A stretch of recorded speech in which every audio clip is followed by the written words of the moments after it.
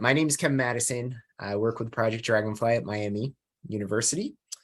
I'm actually originally from New York City, and I've done a lot of research on pollinators, bees, and urban gardens and urban ecology. And then as I've worked with Dragonfly for the last 10 years, I've kind of gotten involved in a number of other things like elephants in Thailand and some different studies. But it's been great, and I've really enjoyed Dragonfly, and I'm glad you all are taking the time to join us tonight. So Claire, maybe you can introduce yourself and where you're joining from and what you do.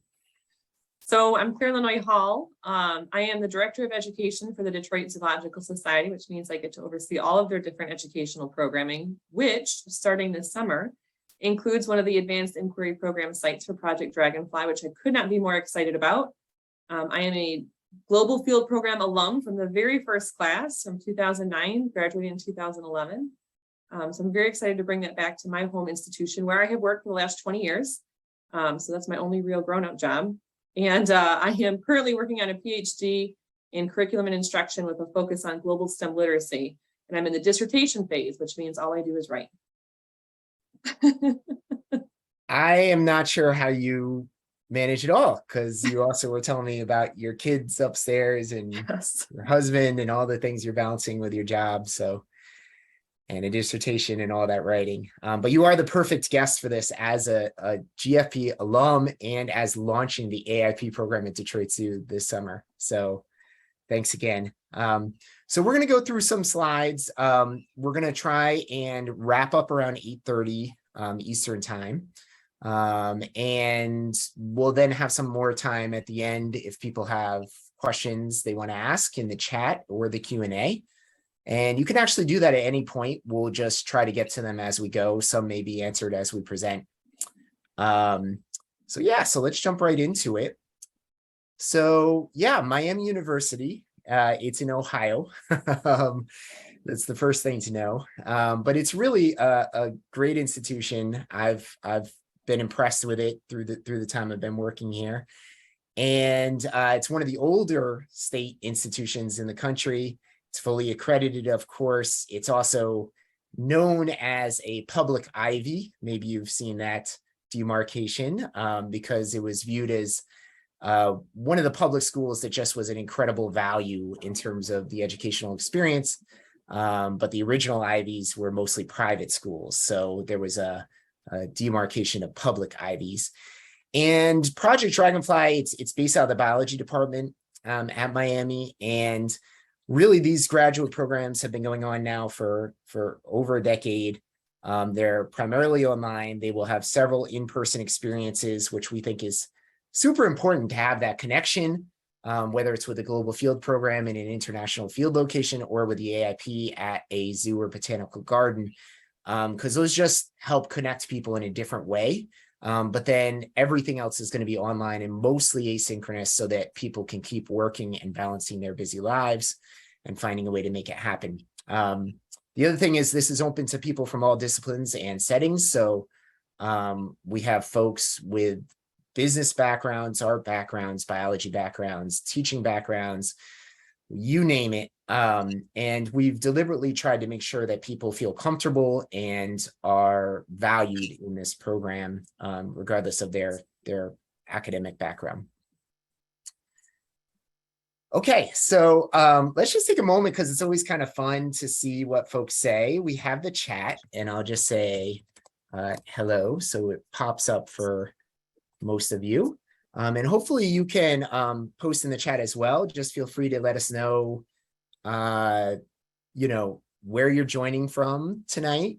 And if you're interested in the AIP or the GFP in particular, or if there's anything you're really excited about, feel free to just post those in the chat, and we'll be keeping an eye on it as we go. It's always nice to see with this kind of national program where people are joining us from. And sometimes we have people from outside of the USA, which is really exciting too. So thanks for popping those in if you're willing to do so. And like I said, this will also be our mechanism for chat for questions. So you can put it in the chat And then I think at the bottom of your screen in your Zoom window, you may also see a Q&A. That's totally fine too. Both Claire and I will be sifting through and trying to make sure we don't miss questions in either of those locations. So, all right, New Jersey, Ohio, Long Island, Chicago, California. It's great to see you here. Just taking a step back, I want to talk about the mission of Dragonfly and how it all started. And really what we're trying to do is build this alliance of individuals with firsthand knowledge of inquiry-driven community-based learning for the benefit of ecological communities and student achievement and global understanding. It's kind of a lot of things, but it also does connect very well with what we try to embody in this program. And a lot of it is, even though this is a very nice picture here of a classroom, classrooms have limitations, right? They're cut off from the context of the real world, and they're kind of their own microcosm. But we're taking usually people all of a similar demographic and putting them in this place and then talking about important issues, but we're taking them away from their communities. So a lot of what we want to do is beyond the classroom, and we want to do community embedded education. And a lot of what happens when you get people out of their standard places where learning is supposed to occur is they start to see things in a different way. They start to connect in different ways. And this image is, I believe, from our Belize course. And it's just like really shows the enthusiasm and the excitement that our students feel once they're out in the field and kind of that summer camp experience again as an adult, right? But getting a chance to connect with other people, share ideas, and get excited about learning, but also making a difference. So Claire, I just wanted to ask you, and for you, because you graduated from the very first GFP class, which is amazing. How did you find the program? Like, how did you even come across it, and what made you apply back then? So I've been thinking about doing a master's for a minute, and they were recruiting really hard for that first class, right? Because they didn't have a base of students to kind of pull from, and there was no word of mouth to get it out there. And an email came through, and the global field program is what caught my eye. I had actually just inherited an international conservation program that I still oversee down in the Amazon rainforest in Peru. I had no idea what I was doing. I never traveled internationally before I went down to Peru. That was in 2007. So when this program came out, I'm like, this is it. This is what I need right now to further my career, to get me out into an international setting and improve those skills. And it was beyond my wildest expectations and checking off all those boxes and so much more. So it really was a serendipitous email at just the right time. I could not have been more pleased. I still have friends from that cohort that I still talk to on a regular basis. Did you, what other countries did you go to during your time in the program? So I went to Mexico for Baja. I went to Belize my second year. I was actually supposed to go to Thailand, but that was right at the moment when Thailand was having some political challenges, and they decided not to do the trip that year. So very fortunately, they got me into the Belize trip instead. And then my third trip was to Trinidad, where we spent some time on the beaches with leatherback turtles and spent some time in the swamp with the macaws, and it was pretty incredible. That's awesome. And that one is hard because it's that course, the Trinidad one, does not, has not continued, but it's one of the few cases where we had such a powerful individual involved with that program. And once she said she was done with it, there was no one that could replace her involvement in that program. So anyway, well, that's great. So we're getting a little taste there of the GFP, but we'll talk about more the AIP in a little bit too. And I know we have folks that haven't decided on a program, people that are Miami alums. So that's great. And people with different backgrounds. So again, welcome to those joining us. Okay, so about Project Dragonfly. It's not actually about dragonflies, literally. Of course, it's a metaphorical thing. There's really no secret, why it came across Dragonfly. It's just we needed a name in the early days, and dragonflies seemed kind of a cool animal insect with this interesting metamorphosis, and so that's what it was. But now it actually started with a magazine for kids kind of like a Ranger Rick that was nationally syndicated and highlighted their investigations on the same level with adult scientists. So we still have that strong educational pedagogical connection and connection with teachers, but also a lot of connections with people working in zoos and nature centers and park rangers, and then also tons of people like that really aren't in the career they want, or this is more of a hobby, and that's totally fine too. So we have a lot of people straight out of college, and maybe they're working in the service industry and they're trying to make segue into this kind of field. So Claire, I think you're maybe a little unique in like when you came in, you were already at the Detroit Zoo. You're already in kind of a cool position, what many would feel. But not everyone's like that, and that's okay too. I have to say that was actually one of the coolest parts about that cohort is there were so many people from so many different backgrounds at different stages in their life, different careers. And it just had a really unique and like so many different perspectives, right? As we were having conversations and discussions. And I love that because I mean, otherwise you're usually around the same people that you work with all the time. And to have that breadth of conversation was fantastic. Yeah, there's at some point, I've maybe mentioned the story, I don't know to you, Claire, but like to some of our deans at Miami would say like, well, shouldn't you all put all the teachers in one cohort and all the zookeepers and all the people like in another? And it just seems like that would be so boring. Like you actually want to be exposed to different ideas. And, you know, for me, I mean, I work in academia, but I always considered like, what would it be like to be a teacher? And I also did work at the Bronx Zoo for a time, and I've worked at a nature center, and I've done a lot of different things, but I'm always interested in what different people in different careers are doing. So, yeah. Okay. So just to break it down, if you've sifted through our website and you're kind of, you know, you've read this and hopefully it's starting to be clear, but this might help it. So we have the GFP, or the Global Field Program, and the AIP, the Advanced Inquiry Program. These are sister programs within Project Dragonfly. And if you join the GFP, you're going to do 21 credit hours, which are going to be 3 Earth expedition courses that you'll take in the summers. The field component will be in the summers. And so that'll add up to 21 credit hours. And then you'll take 14 credit hours in the fall and spring terms. Those are online only, 100% online, asynchronous courses, with some options for like connecting via Zoom or different things with your classmates and with your instructor. So that adds up to 35 credit hours for the GFP. For the AIP, you're going to do the same 14 credit hours on 100% online, but instead of traveling internationally and going to all those locations, you're going to do your 21 credit hours at a local zoo or botanical garden in your area. And we have 10 of them now. I'll show you where they all are. But what's really cool, I think, about the AIP, I think it's super exciting to want to go to these international places and coral reefs and rainforests, all that. But the AIP is really built for people trying to make more local connections, often in urban and suburban landscapes where these zoos and botanical gardens are. So it really can help in that way in terms of making a difference locally in your setting if you happen to be near one of those institutions we pair with.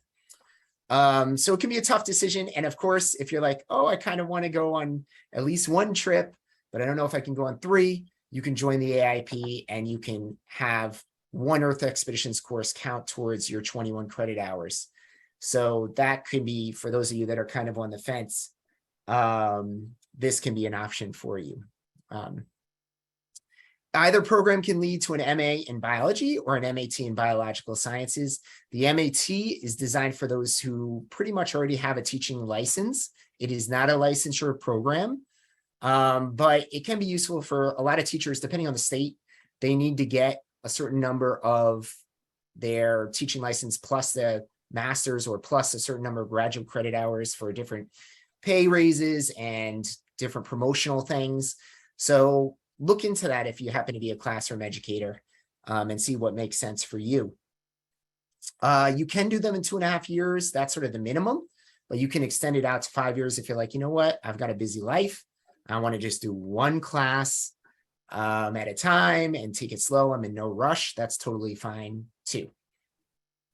And we've also had people take a break because of pregnancy, marriage, moving, new job, health issues, whatever, and that's fine as well. So here are our 10 locations for the Advanced Inquiry Program. I won't read them all, but I'll just say we're super proud of this map. And of course, the newest one, Detroit Zoo right here, represented by Claire. But it's been amazing working with these institutions. And I will say across the board, no matter which one you're closest to or most interested in, you're going to have an amazing experience. These are the people running these programs and helping connect with Dragonfly in Miami at these locations. They're just the most positive, professional, people that you could ever hope to meet. Really making a difference and really, doing great things in those cities. Here's some pictures of, different experiences through the AIP. So you can see a cohort here in San Diego. There's not every class is going to be at the zoo or botanical gardens. Some are going to go out to natural areas around the city. And you're going to have some tie-ins to see some behind the scenes or actually see some, kind of animal husbandry elements that are going on. That said, this program is not really designing you or set up to, lead you to become a animal keeper per se. There's much more of a focus on overall education, outreach, that sort of thing, other than the technical skills of how to, provide shots to a sea lion or something like that. But you will get exposure to that and get sort of a connection into the zoo world or botanical garden world. Claire, maybe I should just pause. And are there some things you're excited about or planning for Detroit Zoo AIP experiences that you want to talk about? Yeah, the AIP is really exciting to me because it does have that hyper local focus, right? So you can take all those core classes that are instrumental in building people's understanding of community engagement, environmental awareness, inquiry-based learning, and then it engages it in with the different institutions or the different sites rather, and some of the important work that each of them are doing. And I had the chance to sit in a room with all of the people who facilitate these programs in September. And boy, was that an amazing room to be a part of. So Kevin's not lying when he says they're all amazing, because they truly are. But we're really excited about some of the initiatives that we've worked on, especially with animal well-being, animals who live in captivity, and what we know about what goes into their care and making sure that they're not just surviving, but thriving, and how some of the research that we do there might be applicable for conservation work in the field and vice versa. So we can help promote some of the conservation initiatives that are going on globally. And there's also a huge focus on shifting some of the public's perception of what conservation means. Most people tend to think of an international effort when they think of conservation, but there's a tremendous amount that is going on in our own backyards and our communities, and tapping into some of the incredible things that are going on in the Detroit area. A lot of the community-based conservation efforts that are going on. We have a huge urban gardening initiative that's going on here in Detroit, and tapping into some of those components too, and connecting our students who will be going through with our site into some of those. So I'm super, super excited to get all that rolling and get it started. Awesome. It's going to be busy year, yes. But yeah, no, that sounds amazing. So yeah, and I'm seeing a question, and I'll just move along here and show this for folks while we answer it. But the question is the program more for those who want to go into teaching? And I would say initially, about 10 years ago, we probably had about 50% of our students in Dragonfly were classroom educators. And since then, it's declined a little bit. And it's now closer to 25 or 30%. So actually, the majority of people in this program are not teachers, but teachers are a component of it for sure. And we really are focusing on pedagogical ways to teach, ways to engage students, whether they be adult learners or younger learners or just visitors to a location, but also how to do science and how to communicate science to the public. So, okay, here are our Earth Expeditions locations all over the globe. And I just came back this summer from teaching our Belize course. The year before I was teaching in Baja. Those are both sort of near and dear to my heart. And those are both first year courses if you're in the global field program, Baja, Belize, and also Brazil, Saving Golden Lion Tamarins. So the 3 Bs for first year GFP students those are your options, because those courses we've really designed to answer a lot of questions and set you up for success in the program. After that first year, though, that first summer, you're going to choose and give us your ideas of where you want to go for that second and third summer. And you can kind of think about it as which one speaks to you most in terms of like the content area. We have people that are like really into primates, and Borneo would make a lot of sense. Thailand has this great focus on Buddhism and conservation. So if you're open to meditation, learning from, there's actually our in-country partners there are Buddhist monks who are socially conscious and socially engaged Buddhist monks. A lot of times Buddhism is kind of stereotypically looked at as being sort of detached from real world causes. But in Thailand, there's the group we work with is actually very involved with environmental issues and are socially engaged. And so there's meditation, but there's also, activism. And each one of these courses has just an amazing different connection. Guyana with local wisdom and conservation, with the indigenous groups that are there in that area. Galapagos, and of course, evolution tie-ins, Darwin's finches, giant tortoises. So I could go on and on about these locations. All of them are great. They're all, you can't really lose with these courses. Here's some pictures from them, just to give you a sense of the vibe. So whether it's, Kenya and getting to have that sort of safari experience, but also in Kenya, it's not just like seeing the animals, it's meeting with the people that live there. And David Western, who's one of the early proponents of community-based conservation. And then, no matter what your comfort in open water is, we'll work with you for snorkeling. And that is one of the great joys in life, in my opinion, is snorkeling, and seeing this underwater world.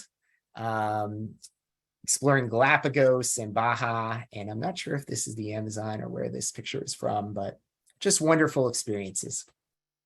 So Kevin, if I can just throw in there, when I found out there was going to be snorkeling in Baja, I thought desert, I would be good. As an adult, I don't know how to swim. So when I found out there was snorkeling in Baja, I went and took an adult swim class down at the pool before I went to Baja, and it was right after the toddler class, which was a little depressing. But I went in with I was very nervous, really wanted to do it. And the group of folks who were with me supported me the entire way and made sure I was able to participate in every single activity. And it pushed me so far out of my comfort zone. It truly was a life-changing experience. But I'm greatly indebted to everybody who made sure I made it back to the boat safe every day. Yeah, I think sometimes people see these pictures and they think like outward bound types. They get a little intimidated, like, oh my goodness, will I be able to do it? And these courses are really designed for anyone to be able to be successful on these courses, right? Really. But it is a good idea. Yeah, if you're going on one where you're going to do some swimming, and yeah, do a little practicing. But we do have, of course, life jackets and ways people can be comfortable in these locations regardless of their scale. So okay, so one of the big questions we get is, how will this program prepare me? What will it set me up to do? I mean, there's a lot of different ways to answer this question. I will say, a lot of people, because this program is designed for people mostly who are already working, right? Many of our people already are in jobs they kind of like, I think, as much as you can like a job, right? They're in many cases in a good situation. They're looking for further inspiration or things that can help them get to that next promotion level. So that's one easy way this program can help you, is if you need a master's to get to that next level, or maybe you just want to immerse yourself in this content knowledge, really take your learning to the next stage. You are expected to submit something for publication. This is a little intimidating for many of our students, but we have it scaffolded to help you along the way. And our students have been published. I think we have about 350 student publications thus far. They're in all different types of journals, from scientific ones like Marine Ecology to like the Journal of Sustainability and practitioner focused journals like Science Teacher, Green Businesses, etc. The idea is to realize you have a voice, you have something to say, and you can articulate your ideas and share with a wider audience, right? So that's the point of publications, and it can really make a difference for your career, no matter what kind of career you're in. And then also we have a big focus on stepping outside of your comfort zone through different things you will engage with in the program. And that leads to a lot of leadership and voice opportunities for you. So creating a new training program for your coworkers, or a new after school club, or a new environmental sustainability group in your town, or gardening for wildlife, you know, and helping people understand, or all sorts of things. I guess, Claire, what do you remember your leadership, or did you end up trying to publish something in the program? How did that go? I wrote something, but at the time we didn't have to submit it for publication. And I honestly wish I had had that push, because I think I would have submitted it otherwise, but not having that as a requirement, I chickened out. I've published things since, but I still, I like the fact that it's a requirement.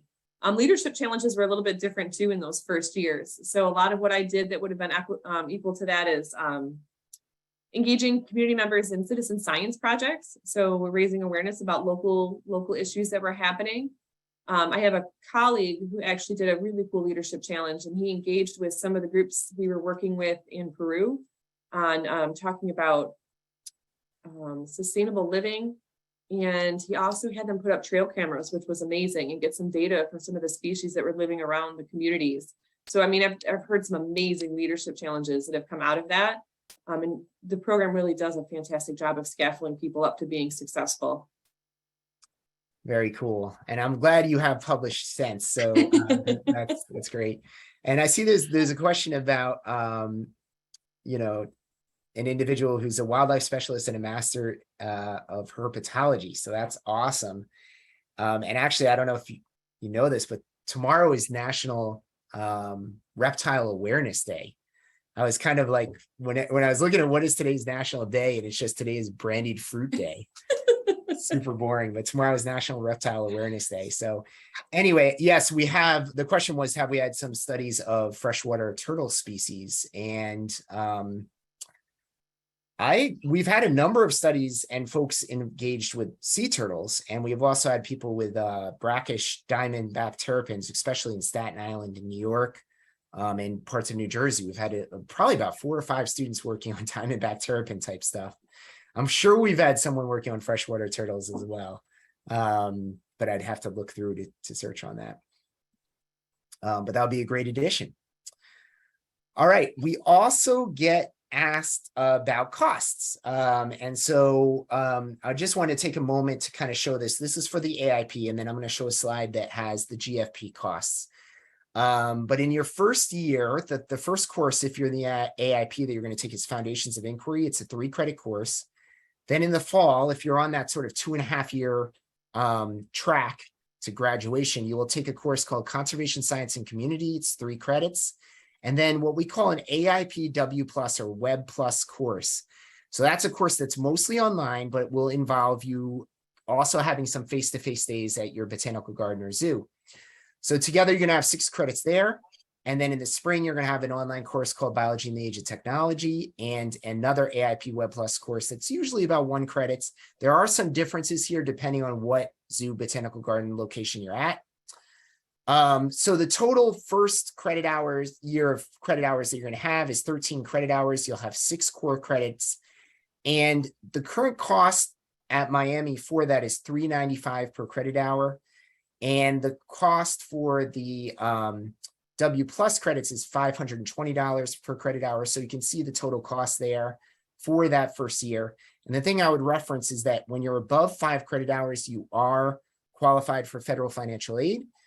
That said, and I'll talk about this in a moment, we have had people that get their employer is able to help them with some of these costs. So I would definitely encourage you to look into that. Or people that have really tried to set aside savings and to pay as they go. I know that's not possible for everyone. And the other thing I just want to mention is that then when you expand this out to all the courses you would take over 2.5 years or however long it takes you, this is 14 credit hours, 21 credit hours with the AIP institution, W plus, Web plus credits, and that gives you the total cost. This is going to increase probably about 10% in 2024.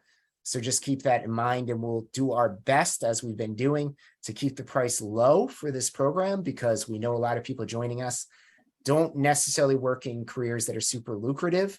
So we are trying our best to keep this down. And I will say this is a lot cheaper than most of the master's programs you can find. That said, there's a lot of programs out there popping up that are all different cost structures, but I'd say generally we are well below many, and we're trying to do that to help people as best we can. For the GFP costs, that first year, that summer, you're gonna go to either Baja, Belize, or Brazil. That's 5 credit hours. And then you're gonna, in the fall, have that same conservation science and community course, and then a 2-credit inquiry and action course, it's called. So that's 5 credits as well. And then a 3-credit biology and age of technology, same one that the AIP students take. That adds up to 13 credit hours. The cost for all of those, because they don't involve that meeting at the zoo or botanical gardens, so they're all $395. There is, however, a program fee on the Earth Expeditions courses, and that's because room and board is covered on those. So that program fee is essentially covering room, board, transport within country. You will have the airfare to get to those locations, though, so do budget that in as well. So that all that said, you're looking at about $5,135 for that first year. You can also see here the total cost for the degree over the 35 credit hours and 3 Earth expeditions, plus the add in the airfare as well there. And we will likely see an increase there as well. So just keep all that in mind. I wanted to break it all down because I know it's on the forefront of many people's minds when they're thinking about this sort of thing. So in terms of funding, right? I already mentioned a few of these things, but look into workplace tuition reimbursement programs. You might be surprised. You reach out to human resources or your supervisor, and they might say, oh yeah, you know what? We actually have some money for that. That would be amazing. You could consider federal financial aid. As I already mentioned, when you have more than 5 credit hours, you qualify for that. And what you might want to do then is budget out for the entire year. So, because if you only have one semester where you're above 5 credit hours, you will want to budget out how much you think you'll need. That said, we know everyone's really concerned about debt. We don't want you to accrue debt if you can avoid it. So find other ways. The GI Bill for some people, if that fits you, look into it. AmeriCorps has education awards. There might be other grants or scholarships you can find. And then, as I mentioned, some people do just pay as you go. We have no interest payment plans through Miami, so you don't have to pay all the tuition for the semester in one lump sum at the beginning of the semester. You can pay it in chunks as you go through the term, if that helps out. Claire, do you mind me asking how were you able to fund this for yourself back? Yeah, I paid as I went. Part of it, actually, my husband was deployed overseas, so I went nowhere and did nothing. So that's really cut down on other life expenses. But I was able to make it happen even on a nonprofit zoo educator salary. But I had to be very careful about where I was spending money. Gotcha. Great. Okay, so just a few application tips, and then I know we're a little past my target was 8:30 and I'm at 8:34, but I do want to show you all this. So start early. So even though we have the due date of January 28th for the GFP and February 28th for the AIP, definitely give yourself time for getting those transcripts, especially if it's been a while since you've been out of school and it's a little tricky. Getting those, and also getting recommendation letters, right? Speaking of letters, best is professional, not personal. So don't just get your friend or your neighbor. That said, we have had a few folks in a position where, maybe they've been a primary caregiver and they've been out of the workforce. If that's the case, just explain that in your application so we understand your situation. We'll work with you. We're really trying to support people regardless of what their work background may be.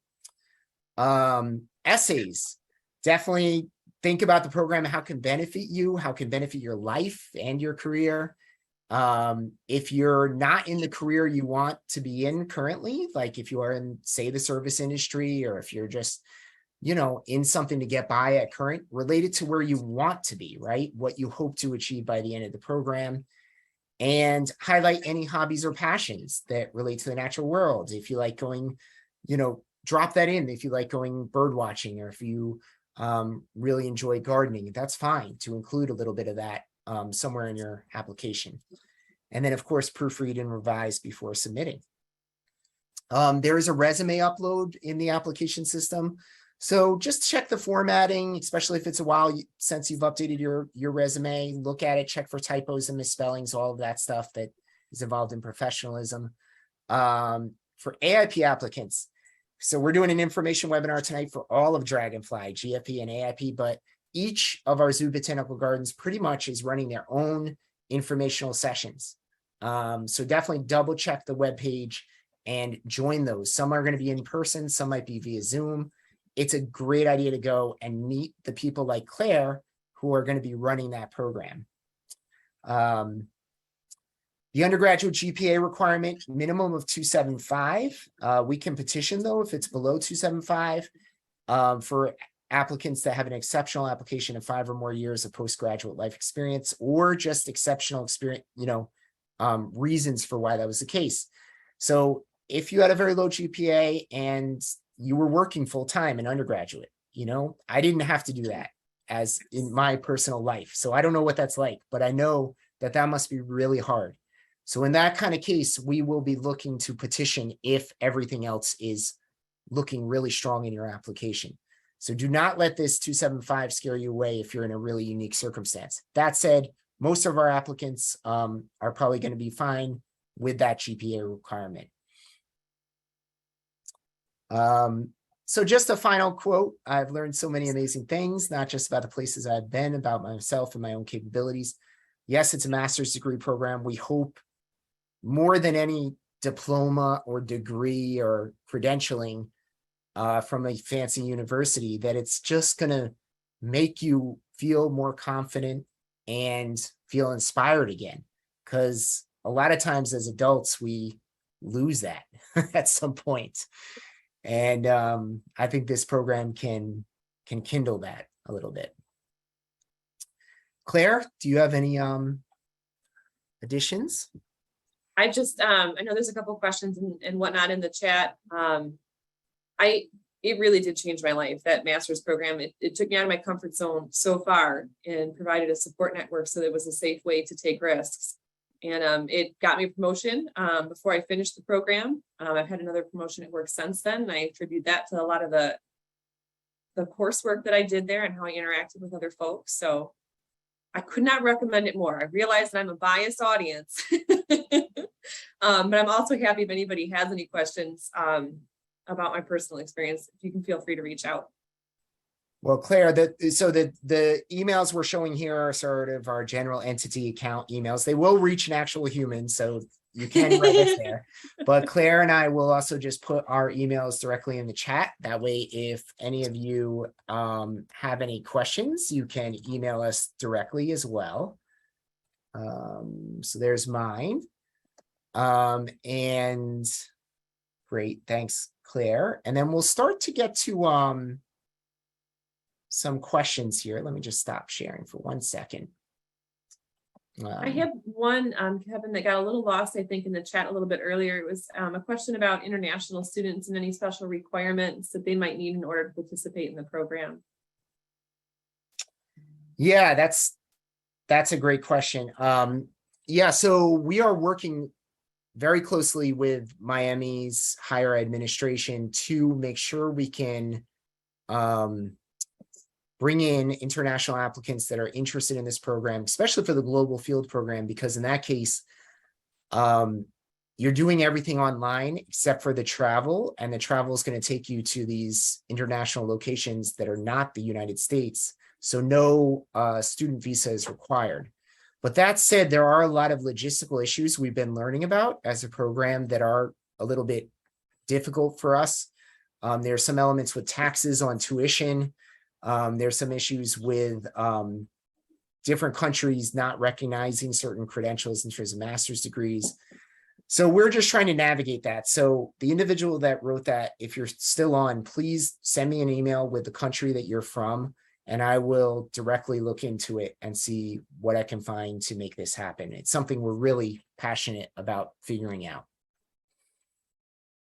Kevin, you have another one about preparing recommenders. Is there a form that they fill out, or do they submit a letter? And I know I've done one of these before, and I can't remember what the answer to that one is.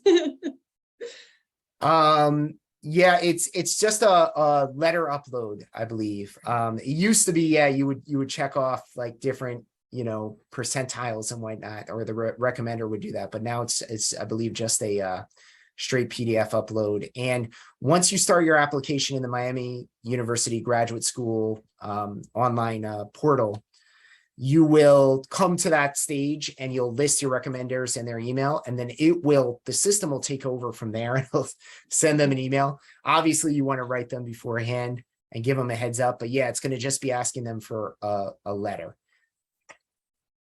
And then there's a couple questions. AIP students about Earth expeditions. It's just one Earth expedition if you're in the AIP program, right? As part of your coursework. That's right. That's right. Just the one. And of course you can always do more as alumni. There was a question about that I saw as well.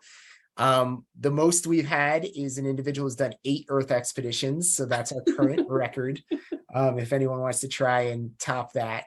But it does get a little addictive because it's one thing to go on a vacation or go see these places like with your family, and then that can be great, but there might be some I don't know, there might be some griping, or you might be different, whatever. Some things might happen, but like when you're with a group of like-minded people who are all there and just as excited to geek out about whale sharks or about cacti or whatnot, it's just a different experience.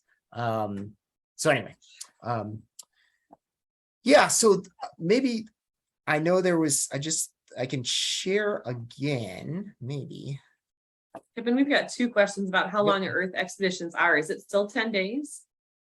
Yeah, it's about 9 to 10 days. It depends on the location, and then give yourself a little time on the travel to adjust and to get there, especially if you're flying to the Eastern Hemisphere from North America. It's going to be, you're going to sort of be earmarking more like 12 days or 13 days, I'd say. But some like Baja, you could do that, even with travel in about 10 days, I would say total. Yeah. Mm-hmm. And the actual course, like I said, 9 to 10 days. Okay. I know there was a question. So on our website, we have a new page here that's called "What Can This Program Do, Provide and Prepare Me For?" So I'm just going to put that in the chat because that's very new. And I just want you all to get a chance to look at it. And then there was also a question about what scholarships are available. So we have this grant tips page that has some different grant opportunities and different ways you can approach this. So that may be helpful as well. And I see a few other questions coming in, and we'll get to those in just a second. The other thing I just wanted to mention, if you haven't already, the first step in the application process really is going in to our website, and then you're going to go to our "I'm interested" form. Some of you may have already done this, but if you haven't, this one with the penguins, this is the right one. And it just has a quick form, and this will get things started in terms of receiving more consistent communications from our team, reminders about the application, some links to student work, different things like that. And certainly if you're not sure which program you want to join, you can indicate more than one, or if you know for sure you're just going to go for one or the other, you can do that as well. So that will definitely be a good step if you're seriously considering this. Okay. I do want to just take a moment. If people joined and they need to move on with their lives and their evenings, feel free to leave. We won't be offended. We've appreciated you joining us. But if you want to stay on and keep typing things in the chat, Claire and I are here for another 10 minutes, 15 minutes or so. Okay. So let's see. Did we miss anything else, Claire? Yeah. Can you apply for Earth expeditions if you're not in the program? Yes, and that's perfect for folks that already have a master's, or maybe they just don't want to commit to an entire master's degree. So yeah, the Earth expeditions is perfectly set up for that. So it'll be the 5 credit hours in the summer. You'll travel, you'll write a synthesis paper, like a research paper, and submit it online. You'll have an instructor and a group you're interacting with, and then you'll meet them in the field. You'll come back, you'll continue the online interactions. And then in the fall, there's a 2 credit follow-up that's purely online, but with the same individuals. And the idea there is that you're going to kind of take the inspiration that you got from the trip and try and do something in your local community to benefit it. So that is an important part of the course that we don't want people to miss. So we do encourage you to do that 2 credit follow-up as well. We also have someone who's curious. They don't live near one of the AIP sites, and they want to know if it makes more sense to go into the GFP if they're not near one of those sites. Probably, in that case, yeah. If you're willing to travel, in particular, right? But we have had people in the AIP who started out in New York and ended up in San Diego, for example, right? Like they moved because of their career, and we'll work with you if that's the case. So I know that's not what this question is exactly about, but it may apply to someone else. If you start earning credits in one location, it's going to transfer into another. But yeah, the GFP, if you're distant from one of those locations, it definitely would make sense to look at it. And then there's a question about the differences between the Masters of Arts and the Masters of Arts in Teaching. It's essentially the same coursework as far as I remember it. But again, it's been a minute since I've been a student in the program. It is. It's the same, but if you're earning the MAT, the Master of Arts in Teaching, you might want to kind of be thinking about your projects a little bit more from a teaching lens or a pedagogical lens. So we'll have people, for example, when you take a course like Issues in Evolution is one of the courses folks take in the program. So you're learning all about evolution at a graduate level. But teachers might take the content and then as their project, write a lesson plan on how to deliver that to their AP, environmental biology or biology course. That said, many teachers are fried and burnt out with lesson plans, and they join this program and they're like, I just want to do some research and do my own thing. So that's okay too. It's just, kind of coming back to that overarching idea of the teaching and the learning is a good idea throughout. But yeah, the coursework's the same. We've got another one in here in the chat about, can we speak to the Project Dragonfly's commitment work examples to equity, diversity, and inclusion?